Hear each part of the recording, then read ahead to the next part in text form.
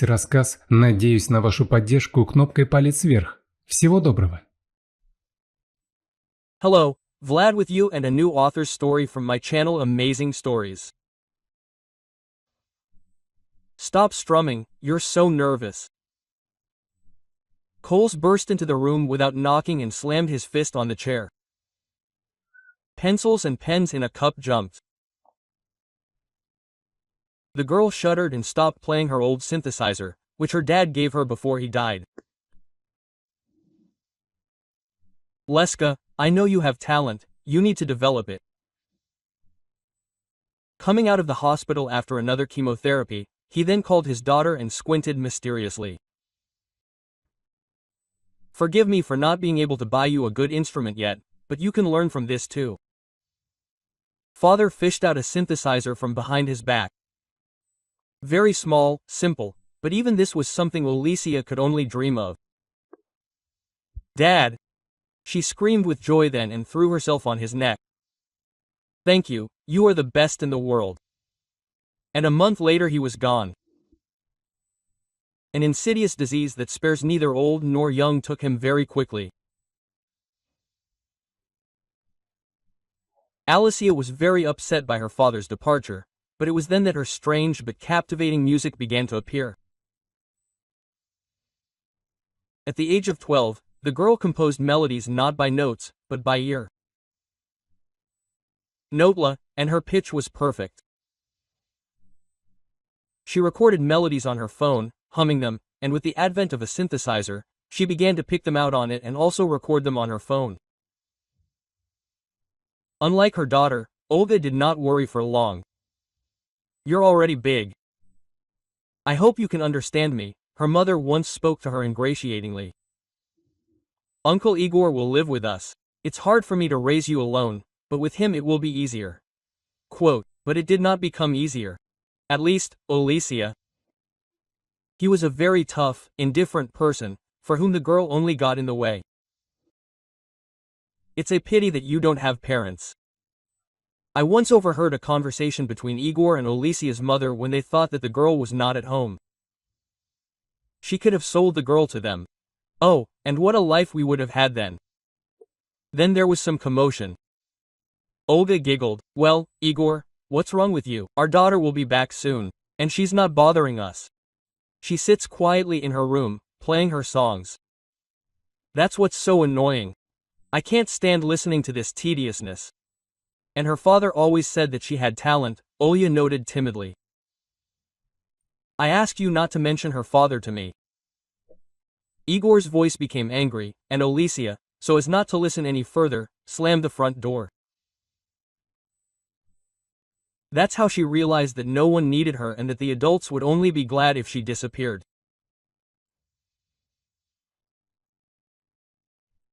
After Kochum gave her a dressing down, accusing her of disturbing the peace and quiet, calling her a blockhead, an upstart with no talent, she decided to leave home, taking only her father's gift, some saved money and food from the refrigerator. It was good that summer holidays had begun, she didn't have to go to school. Alicia didn't know where she would go, what she would do, but she didn't want to stay under the same roof with people who didn't like her and, moreover, dreamed of getting rid of her. Her legs carried her to the station. She bought a ticket for the nearest electric train to the final stop and, sitting by the window, began to quietly play the keys, putting the synthesizer on her knees. She simply moved her fingers, looking out the window, and hummed something barely audibly. Lena ran, not making out the road. Tears blurred her eyes. She smeared mascara on her cheeks, but she didn't care. It seemed that things couldn't get any worse than they were now. How could she not notice the first warning signs in Boris's behavior? How could she not notice the duplicity of her best friend? But the waitress had whispered in her ear when Lena was spinning in front of the restaurant mirror in her wedding dress. This is not a friend, this is mean. But the bride's head was occupied with completely different thoughts. Lena simply brushed these words aside, and even shouted at the girl who was carrying snacks to the festive tables, who decided to ruin her mood. Boris was delayed in the men's room. Tanya had also disappeared somewhere. She just loomed and disappeared. The groom arrived first. There were lipstick marks on his neck, cheek, and collar. "Boria, what is this?" Lena was taken aback, pointing her finger at the evidence. "Silly Lenuska, but it was me, your relatives, who congratulated me, kissed me all over. Look, you also have lipstick on." The groom led her to the mirror and showed her a barely visible spot on his cheek. "Oh, really?" She was embarrassed, feeling like a jealous fool, and changed the subject. "Have you seen Tanya? What kind of Tanya is this? A certificate, perhaps?" Boris grinned and mechanically licked his lower lip. "No, I didn't see it." Tatiana appeared about 5 minutes after the newlyweds had sat down at the table. She was disheveled and mysterious, smiling all the time and fixing her hair. "Anyuka is giving it to you." Lena was surprised then. "She's already got someone hooked." Lena and Tanya studied in the same group at the institute. Completely different. They got along well with each other. Lena is a bright brunette, self-confident, ambitious, with a strong character. Tanya is her complete opposite. A fragile blonde, quiet, modest, soft, sometimes even too much. Boris was 5 years older than them and was also a graduate of the same university. At the time of his acquaintance with Lena, he already held the position of manager in an investment company and sometimes came to meetings with young students as a guest speaker. There he noticed the pretty and daring graduate. After defending her diploma, Lena was met by the same young man who had been staring at her during the previous event. "I was at your tea, you are simply amazing," he praised her and presented her with a gorgeous bouquet. "Maybe we should celebrate? I invite you." That's how they started dating. Boris helped her get a job at a good farm, where Lena could build a career. She also brought her friend there. Tanya was a good designer, and the company made the right decision by hiring her on the recommendation of Lena, who herself had only been working there for less than a year. Outside of work, the friends often met somewhere in a cafe. Sometimes Tatiana dropped in to visit Lena. Boris did not like his wife's friend, and once asked Lena not to bring her home at all. What happened? She didn't understand. "You got along, right? Or am I missing something?" "Oh, don't be silly." Boris got angry, reproaching her for her lack of trust. "It's just that unmarried girls have a bad influence on family men, and I don't want anyone to have a bad influence on you, even your best friend." Lena relayed her husband's request to Tatiana, and she, surprisingly, took it calmly. However, she herself spoke unflatteringly about Boris. "It seems that your husband has low self-esteem, and he is not confident in himself, since he is afraid that you can be led astray from the family path," her friend laughed. "Well, I won't lose much if I don't see his displeased face." Lena really wanted Tanya to finally meet her destiny, get married too, and for their families to be friends. But her friend was in no hurry. She was already happy with me when Lena started talking about it. "Oh, the last thing I needed was a tyrant like yours. Don't go there with the topic of communication." No, soon Lena began to notice that her friend had changed. She began to have new expensive things that she would never buy for herself. She was a little stingy. But, for example, a chic fur coat, a branded handbag, a gold bracelet, almost as thick as a finger. "Tanyuka, you haven't found yourself a man." "I'm not sure yet," she shrugged her shoulders there. "I'm looking closely." "And you were silent." Lena was surprised by such secrecy. "So there's nothing to tell yet." "Well, we met a couple of times." Tai looked away. "Wow. He gives you such gifts for 2 meetings, Lena gasped. Boria didn't give me such gifts even after the wedding. Grab it quickly, before he takes it away from me. And by the way, when are you going to introduce me to him? I don't know, I'm Len. Well, you're pestering me for a while. Maybe I'll dump him too, her friend snorted irritably. Gifts don't bring happiness. Well, that's true, Lena agreed. The main things are love, trust, and mutual understanding. That's exactly it, Tanya grinned. After working for 2 years, Lena was offered a new position. It was a step up. She happily rushed to look for her friend all over the office, but Tanya was nowhere to be found. She didn't answer her phone either. One of her colleagues said she asked for half a day off. Oh well, I'll call this evening, Lena decided, and then we'll celebrate. I'll go home now and throw a Boar surprise. A festive dinner. She stopped at the supermarket, bought some delicacies, took a bottle of good wine and opened the door to the apartment in an elevated mood. Music and some voices were coming from the bedroom. Lena glanced around the hallway. Women's shoes were standing by the door, and a familiar handbag was hanging on a hanger. A strange numbness gripped everything inside Tanya. She slowly walked to the bedroom and opened the door. Boris and Tatiana didn't notice her right away. And who would have noticed when they were so busy with each other? The music center was standing by the door. Lena turned off the sound. 2 pairs of frightened eyes stared at her. Lena, her husband and mistress, who was also her friend, exclaimed in unison. Just don't tell me that I got it all wrong. Lena threw a bag of groceries right on their bed. These are for you, goodies. Continue the fun. And I was wondering why you can't stand each other. Len, don't get carried away. Boris, throwing on a robe, took a few steps towards her. I'll explain everything to you. Oh, what are you saying? I wonder what's not to understand here. Lena grinned, trying to restrain herself and not start yelling, hitting and smashing everything around her. That you just decided to have a heart-to-heart talk, but without clothes? Very symbolic. Nothing to say.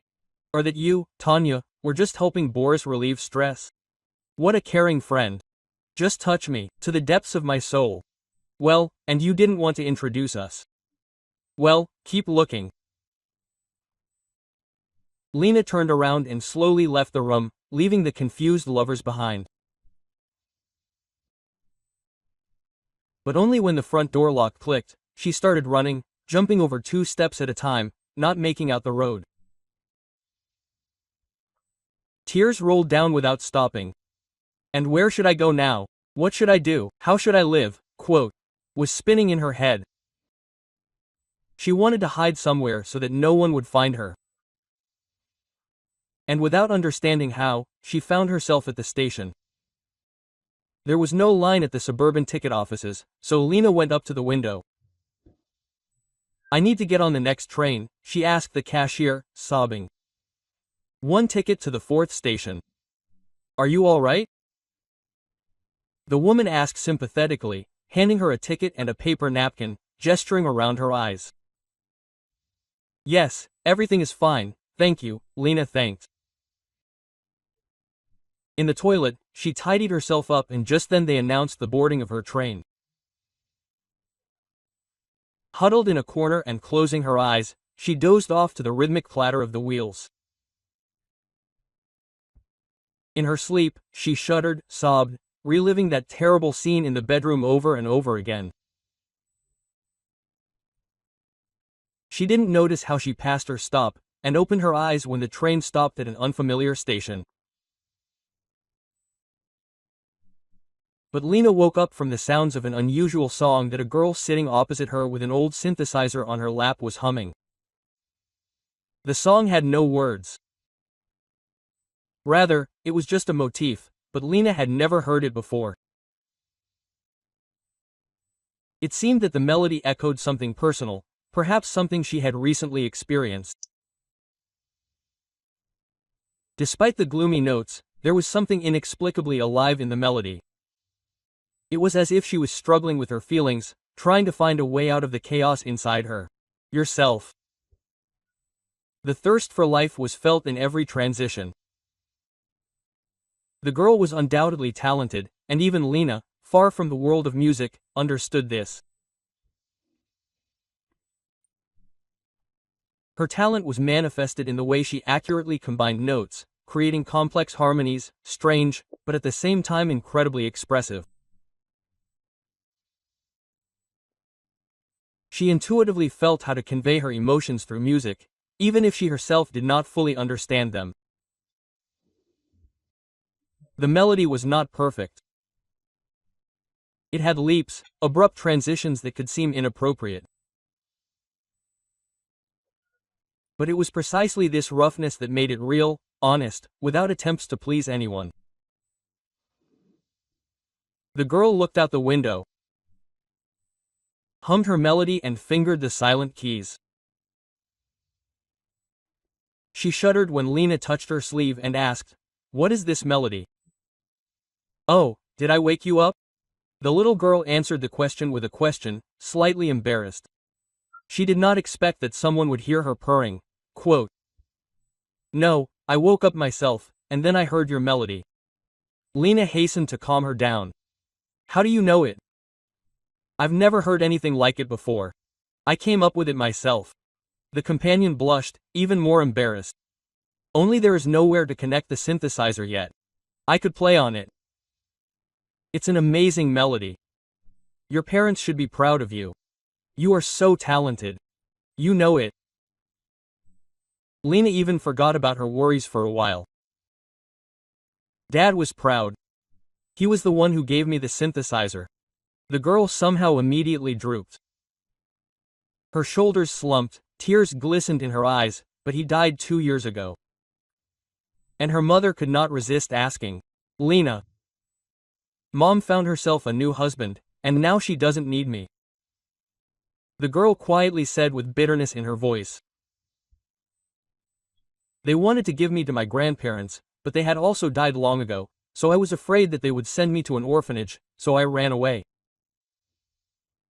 Lena gasped, covering her mouth with her hand. The train jerked and continued on its way, rhythmically tapping its wheels. "And where are you going?" The young woman asked a logical question. "I don't know yet," the girl shrugged her shoulders. "I'll go to the last stop, and then I'll see. Maybe I'll find some abandoned house and settle there." "And how are you going to live without money, without food?" Slen was horrified. "I can go to work, hand out leaflets on the street, hang up ads, or I can play the synthesizer on the street. I'll just have to find an outlet." The girl was inspired. "Oh, what's your name? At least a pity, huh?" Lena smiled at such a simpleton. "Alicia. A beautiful name. And I'm Lena. So we met." "You know, I have another suggestion." A brilliant idea just came to her mind.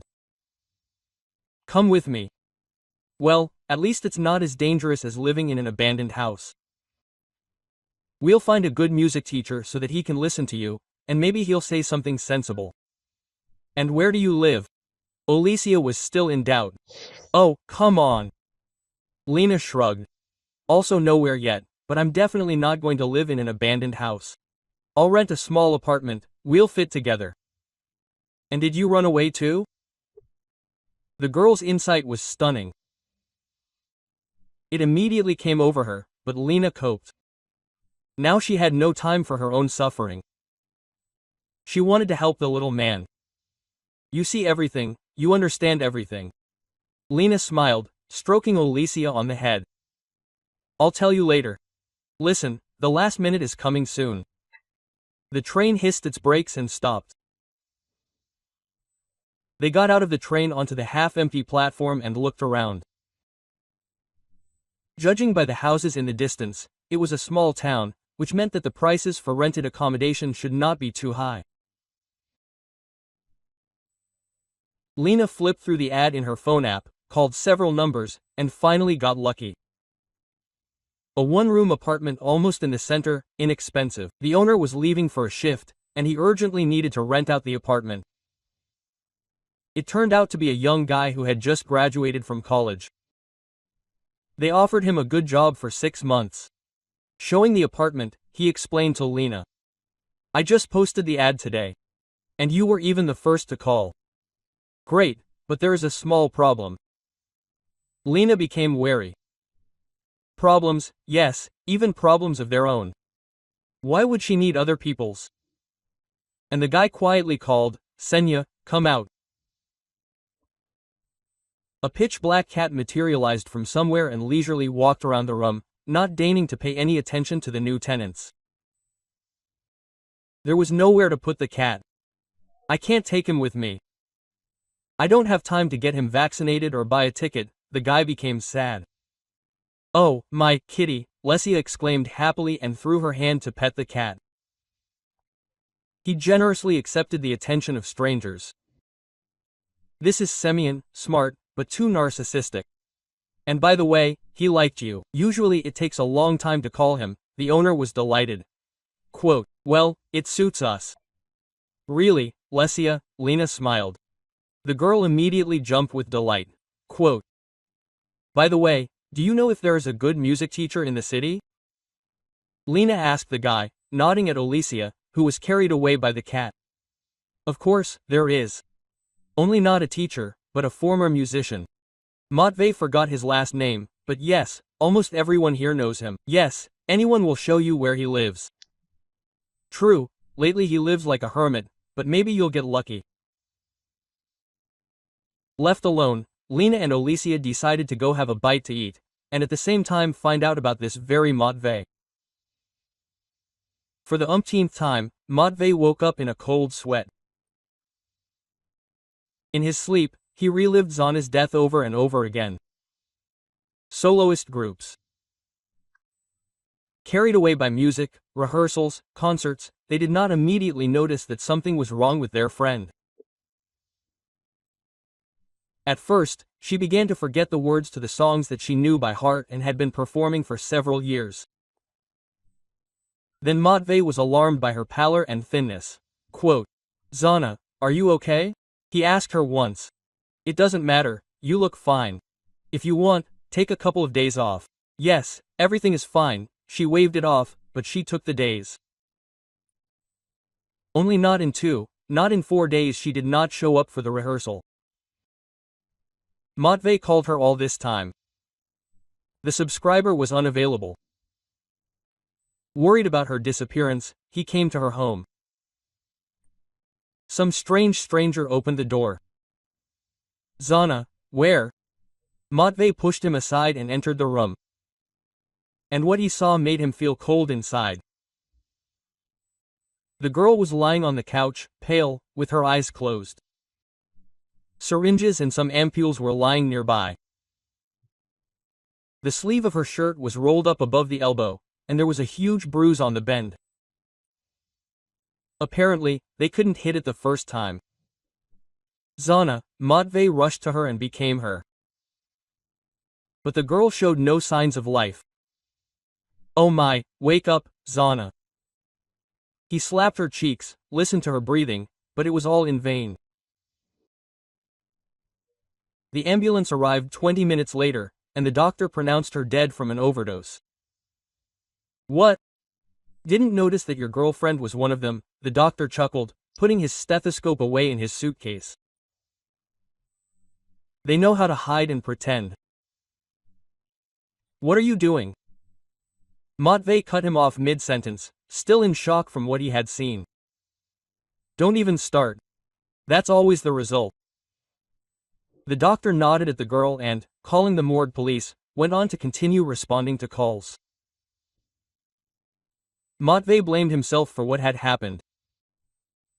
He had seen that something was wrong with Zana, but for some reason he attributed it to fatigue. After the funeral, their group broke up.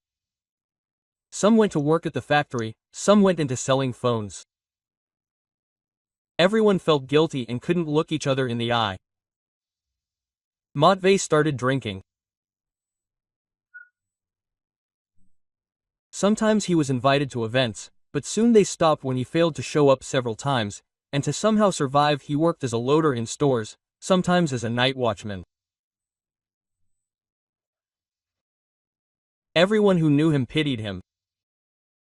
Yeah, the guy was unlucky. What a talent is wasted, the grannies at the entrance whispered when he passed by, his head down and hiding another half-liter in his sleeve or pocket. Lena and Alicia found Matvei's place pretty quickly. The same grannies told them, "You're lucky, he's still sober today." Share a secret with them to the police. No one answered the doorbell for a long time. They were about to leave, but the door suddenly swung open. A disheveled young man with a few days' worth of stubble stood on the threshold. "What do you want?" He looked at them sullenly from under the lobby. "We need Matvei." Lena was a little confused, not expecting to see such a fallen man. "Well, Matvei, what next? And let us go in." "It is inconvenient to talk on the landing." Lena gained courage and moved inside, leading Alicia behind her. The guy stepped aside, taken aback by such impudence. "We were told that you are a very good musician," Lena continued, despite Matvei's attempts to object. "You should know, you simply must listen to this girl." "Listen, I have no desire at all to listen to anyone. You, for example, first of all. My friend died, and I am grieving. I heard this story." Lena, nevertheless, sat down on the sofa, thereby showing that she was not going to leave. Alicia sat down next to her, putting her synthesizer on her knees. It was her choice. And Alicia had no choice. They simply decided to erase her from life, her own mother and stepfather. And the girl has talent. Well, who, if not you, will help him open up? "I haven't played for a long time," Matvei began to deny it. But Lena interrupted him again. "And you don't need to. You're being asked to listen. That is, you won't leave me alone, right?" The musician sighed resignedly. Lena nodded confidently. Then Matvei went up to Kolesa and plugged in the synthesizer. "Go on, surprise me," he grinned and sat down opposite. She pulled herself together, ran her fingers over the keys, closed her eyes, as if remembering something, and began to play. And the further she moved along the melody, the more Matvei's eyes opened, and a treacherous sparkle appeared in Lena's eyes. By the end of the performance, Matvei was sitting, clutching his head in his hands and swinging like a pendulum. Poisheshchi, he raised his head a minute after he played the last chord. Crude, but brilliant. I've never heard of such a technique before. Who composed this? It was Alicia. Lena was delighted, as if she had just been praised. So, this can't go unheard. What did you want from me? Matvei was inspired. His eyes lit up with that same sparkle of a passionate person. Elena saw that he was quite handsome. If he was washed, shaved and brought into a divine appearance. We want you to study with Alicia, because she doesn't know the notes, and she just records her melodies on her phone. This fact amazed the musician even more. He asked the girl to turn on something else, and after listening, he thought about it. I have a feeling that you should become my teacher, and not the other way around. A sad smile flashed across his face. Okay, I will study. And how much will the lessons cost? Lena understood that the musician was barely making ends meet. No need for anything. I should still pay you extra for introducing you to talent. He winked at the girl, and she blushed with embarrassment. The next day, classes began. Lena called work and asked for unpaid leave, and at the same time wrote a statement for divorce. A month later, Alicia was already performing at a competition for young performers and won first place, receiving a grant from sponsors. Regional television filmed a program about a new, previously unknown 12-year-old talented star. Igor saw the program. What is Olza's father? And greed prevailed over the reluctance to even know about her existence. A day after the program went on air, he was already in the very town where his stepdaughter was hiding. It was not difficult for him to find her. "Get ready, we're going home," he said from the threshold, pushing the astonished Lena out of the way when she opened the door. "My mother is sick, I need to take care of her, and I'm working. I have no time." "I'm not going anywhere." Olza's hand was pulled out of his tenacious fingers. "Man, leave or I'll call the police." Lena grabbed the phone. Call, Okem grinned. "I'm just about you in the kidnapping. And I'll say that you beat me," the girl cried out in tears. "And kick me out of the house, and they'll believe me. You weren't even looking for me." "Yes, please, and let them take you to an orphanage," the annoyed father cursed and left the apartment, slamming the door. "Are they really going to take me to an orphanage?" Alicia asked in a trembling voice. "Of course not," she hugged the girl. By hook or by crook, Lena arranged guardianship of Nadolcia. And so that she wouldn't be refused, after divorcing Boris, she and Matvey entered into a fictitious marriage. At the trial, the girl was asked with whom she wanted to live, with her mother or with Lena. Although Alicia loved her mother, she did not want to live with her and her stepfather. Having waited for the owner of the apartment, Eskachtia, Lena and Alicia returned to their hometown. Matvey sold his apartment and moved in with them. The fictitious marriage was not so effective. Lena returned to work, where she learned that Tanya had gone on maternity leave and was now driving Boris crazy, forcing him to marry her. But he resisted, and they bickered every single day.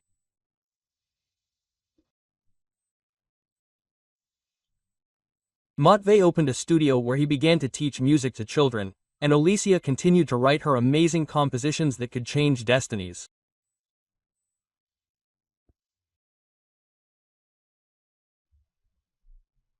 If you like the story, please support me by pressing the thumbs up button. One simple action, but it is very important to me. All the best to you.